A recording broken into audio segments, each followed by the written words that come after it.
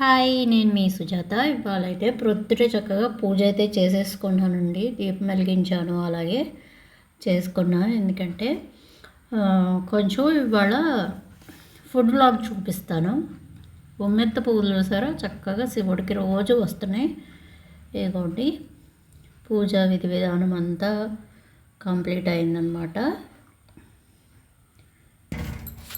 ఇదైతే వంకాయ పచ్చడి ఇడ్లీలోకి వేసుకున్నా. ఈ వంకాయ పచ్చడి మాకు ఇక్కడ దగ్గరలో మా అత్తగారు వాళ్ళ చెల్లెలు ఉంటారనమాట, పక్కన 2వ స్ట్రీట్లో.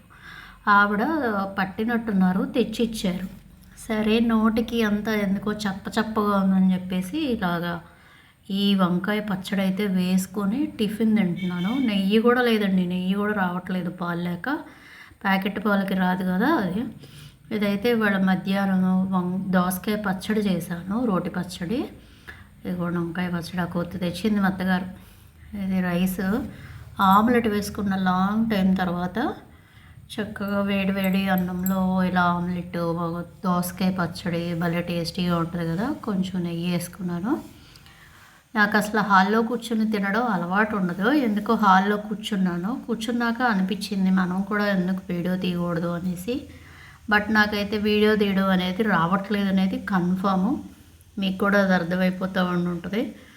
ఇంకా మరి ఇది ఎలా తీయాలి ఏంటి అనేది వీడియోస్ అయితే చూడాలి. టేబుల్ మీద అయితే తీసి ఇది అవ్వదేమో అని కింద కూర్చున్నా వీడియో తీయడం అవ్వలేదు.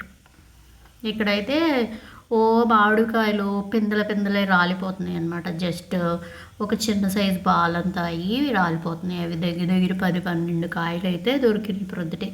అంటే చెట్టు కింద పడిపోయినాయి. ఇంకా అన్నీ తీసి జారచ్చేసి ఇలాగైతే చక్కగా రోటి పచ్చడి చేశాను. దీంట్లో ధనియాలు అయితే లేవు, మిగతా ఇంగ్రీడియంట్స్ అన్నీ సేమ్ అండి. రెగ్యులర్గా చేసుకున్నాయి కదా, ఇంకేం చూపిస్తాలే అవన్నీ, ఏం చెప్తాలే అని చెప్పలేదు.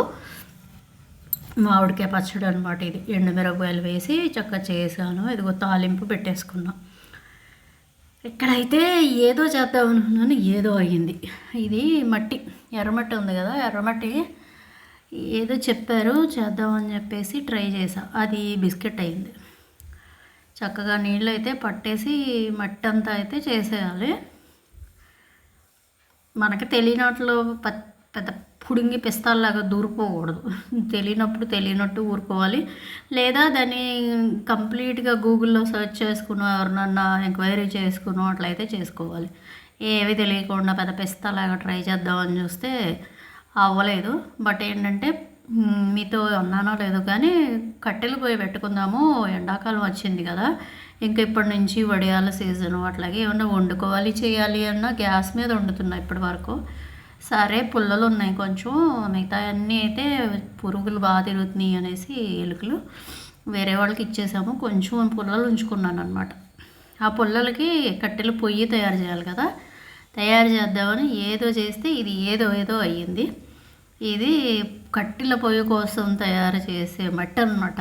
పాత రోజుల్లో వీటిల్లో మట్టి నానబెట్టి ఒక 3 రోజులు బాగా కాళ్ళతో తొక్కి దాంట్లో ఏంటో చాలామంది ఏయో చెప్తారు, ఇసక, కోడిగుడ్లు, బెల్లం ఇలా వేసి ఏంటో బాగా తొక్కి అడుసులాగా అలా చేసి పొయ్యిలు వేసేవారంట.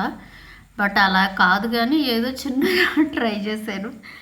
అది సితారా అయ్యిందనమాట. అది ఈ తుండు కూడా పాడు చేశాను.